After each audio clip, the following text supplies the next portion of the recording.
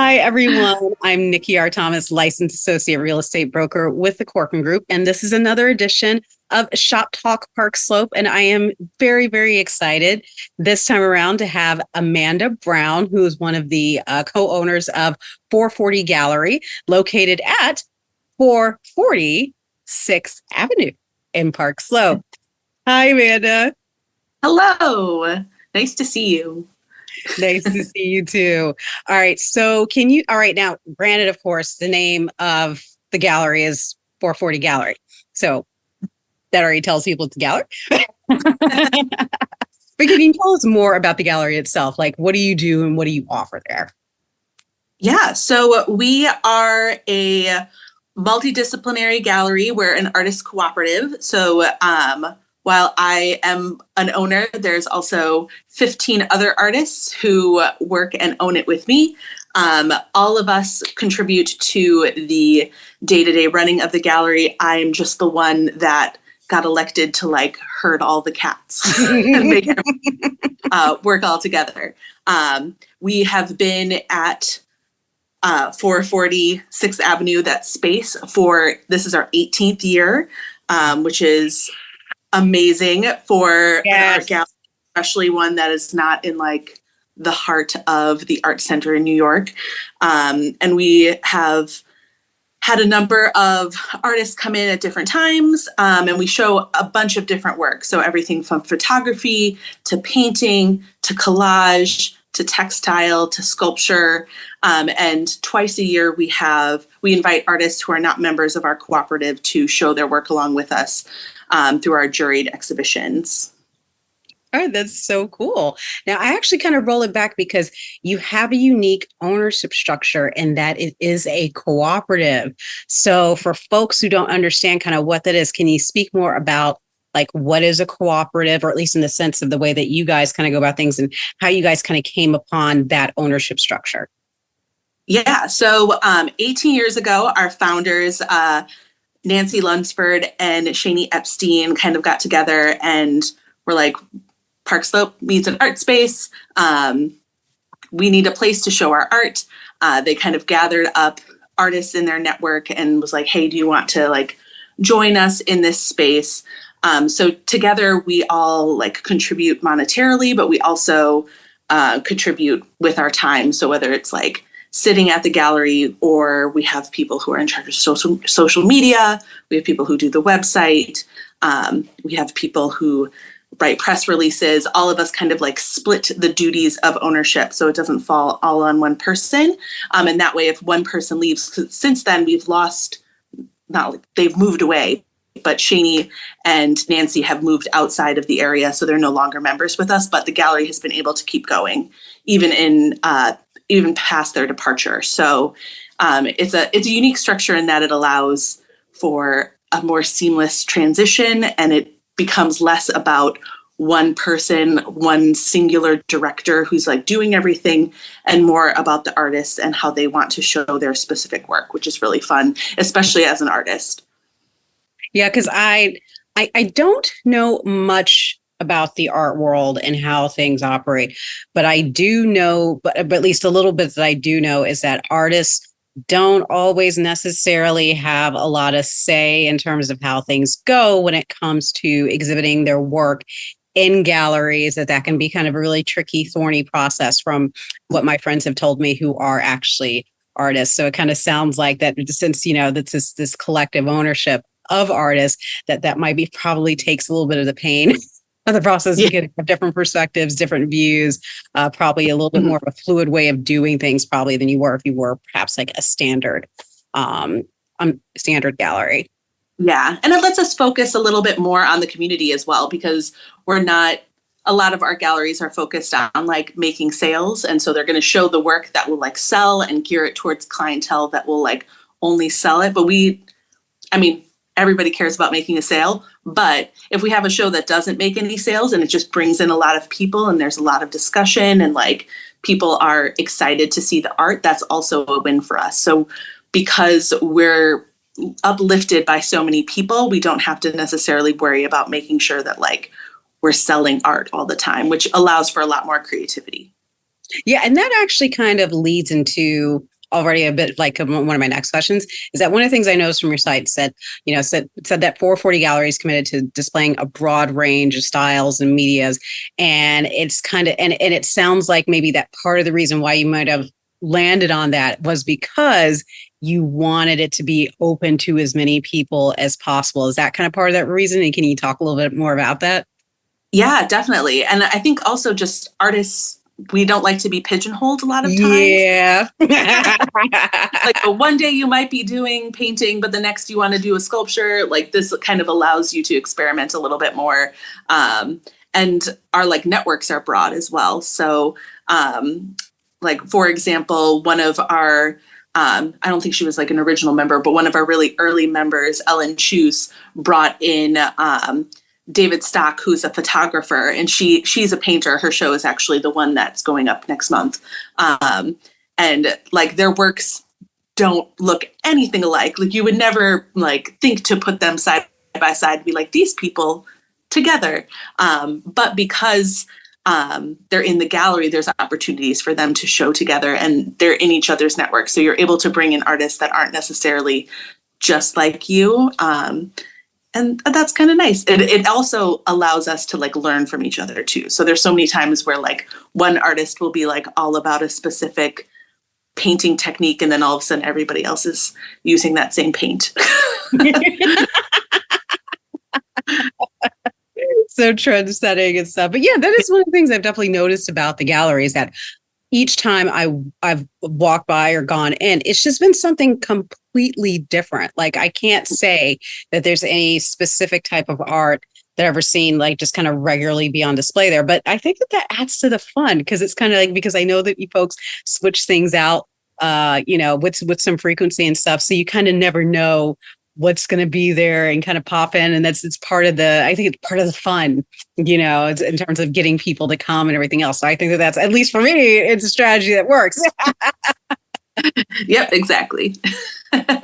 So you said that you have been part of the community now for 8 years, which is a huge accomplishment for any business type.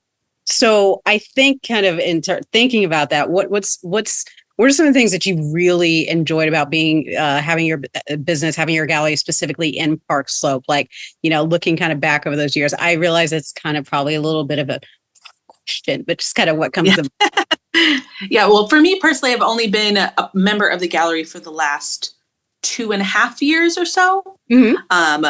But I think I can probably say this for everybody that the community itself is probably the thing that we all like the best. We have a number of regulars who are always coming in for our events, always coming in for our openings, always open for like amazing artistic discussions about your work. Like there's one person who I had my show a couple of months ago, my solo show. And one person I was like, oh my gosh, when he comes in, I'm so excited to hear what he says, like good or bad, because I just like know that whenever he comes, we have excellent discussions. And so just that like community that we've been able to build of people who enjoy the arts, who are artists themselves. We also have a number of like events that we run in the space. So we have like jazz nights. So we have like connection to music. We have poetry readings occasionally. Great. So just like, I didn't know about that. See, this is the thing. This is why I love doing these interviews and stuff because I'll learn things. I'm like, wait, wait, what? You do what? Like, yeah, I do some jazz. So, we love being able to be that like kind of like artistic creative hub for a lot of different people. Yeah, so we have the jazz program is in partnership with Connection Works, and it's called Me, Myself, and I. And every month they have a new jazz artist that comes in and does these like really intimate 20-person tops concerts from anywhere from like really experimental jazz that frankly I don't get, but like people love, and all the way to like more like jazz standards that everybody can get excited to. There's also times where they'll like respond to the work on the wall, like Rob Garcia, who's a drummer, he came in and just with drums responded to the work on the wall and like created sounds that like felt like the artwork. And that was really cool to like feel that connection between music and and visual arts. Oh, that's really cool. That's really an experience. As I have actually, I remember going to an installation. I think it was at actually I want to say City Point actually, and it was a light installation basically, and but using, I think they use like either some sort of program or something to kind of pinpoint how the reflections would be and everything else, using like these disco balls. And Ooh. because the visual itself was just stunning, but then they paired it with music, and Mhm. it made me feel like I was just somewhere in outer space, like going on a journey. And it was just like, whoa. So I love that idea of just of somebody just kind of looking at the art and being like, well, this may be what it looks like, but this is what it perhaps sounds like, Mhm. just putting those two things together. Because whenever you can create, like, I think a multi-sensory experience, it really is something. Yeah, definitely. Yeah, that was a really fun one. Yeah. Now I'm like, okay, well, that means I haven't been looking at the site close enough because I need to get up on this. Well, there's one this weekend between you and me. Oh, Yeah. yeah. All right. And actually, it's one of my other questions it was about, like, what are some of the things that you guys offer that people might be surprised to find out? Okay, that was one of them for me. Surprise. Yeah. So kind of going back to kind of the idea, because I was certainly surprised finding out about the jazz nights. What are some other things that the gallery may offer that people would probably be surprised to find out that you guys actually offer? Yeah, I think the other big thing that people ask all the time is just ways to get involved in the gallery as well, especially for other artists in the area. Because we're a membership, we only like open up memberships like very rarely, like when we Mhm. like or moves away or something happens. But like I mentioned before, we have our juried exhibitions, one in the summer and one in the winter. And those are open to anyone across the country to be able to submit their art. Oh, okay. This Um, is regional. yeah, so we end up getting a lot of really local artists. Mhm. So I'm thinking our small work show that we have in December, and that one I would say probably about 70% of them were New York based, especially Brooklyn based. And it's just a great way to a great opportunity to be able to show in a gallery space. It's hard to find a gallery that will like physically show your work. But it's also just another way to like connect with the artist community too. And we love to show other artists and be able to like have that connection with everybody. So that's like another big thing that I always like when people come in and they're like, how do I get in here? I'm like, step one.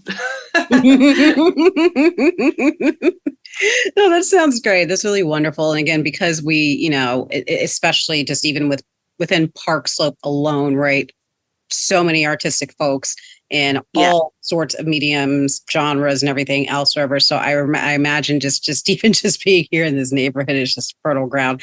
And actually, speaking of the neighborhood, to wrap things up, kind of Yeah. what are some of your favorite places in the neighborhood? Could be restaurant, bars, anything else that is artsy, or anything else, maybe like a public garden. Just, what are some of your favorite spots?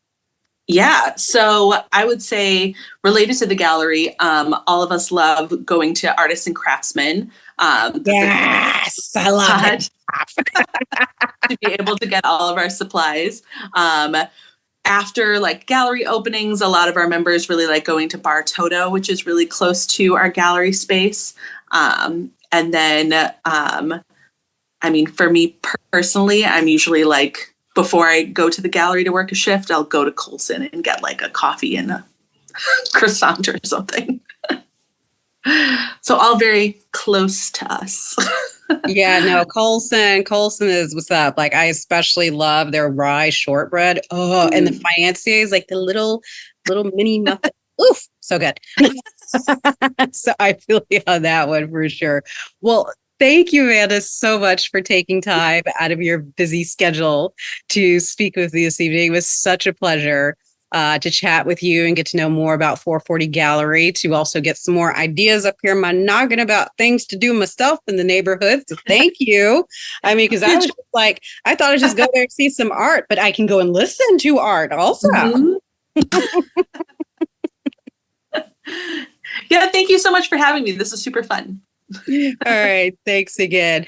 And thank you, folks, for tuning in to this edition of Shop Talk Park Slope. Again, I am Nikki Thomas, licensed associate real estate broker with the Corcoran Group. And this was Amanda Brown, one of the co-owners of 440 Gallery, which you can find at 446th Avenue in Park Slope. So tune in again when I get to speak with another fabulous Park Slope owner. Bye.